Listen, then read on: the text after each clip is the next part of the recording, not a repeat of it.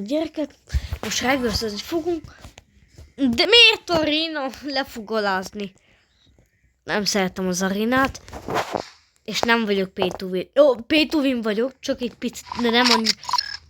Ismerek egy olyan embert, aki annyira P2V, hogy Toyota még nem láttál.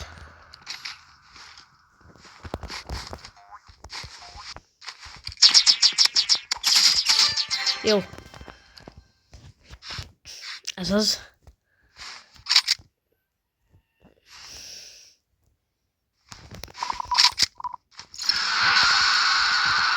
Jaj, tudod miért hoz RPG-t, tudod?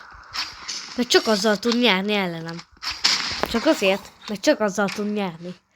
Mert tudja, hogy anélkül leverném, mert nem tud játszani.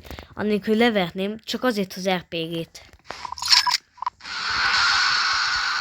Tényleg csak azért hoz.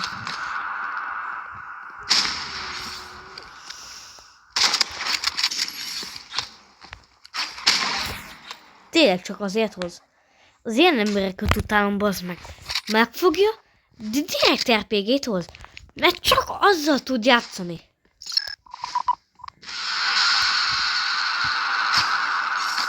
És sniperrel tudok nagyon jól játszani, de ez egy köcsög. Megmutassam, hogy RPG-vel is leverem. Megint elve, de ezt kiteszem videóra, hogy látod, hogy milyen köcsög. Utálom az ilyen embereket. Leszorom beperel.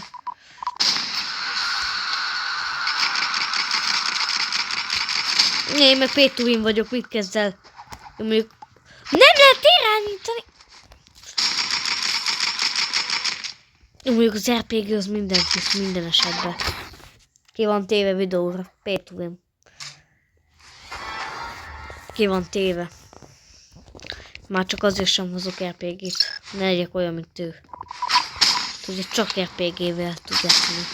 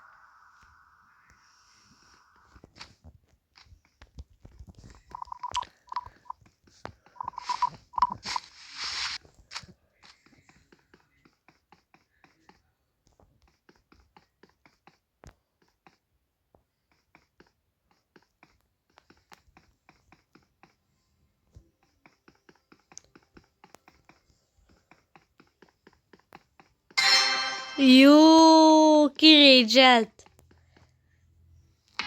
Ennyit akartam. Sziasztok.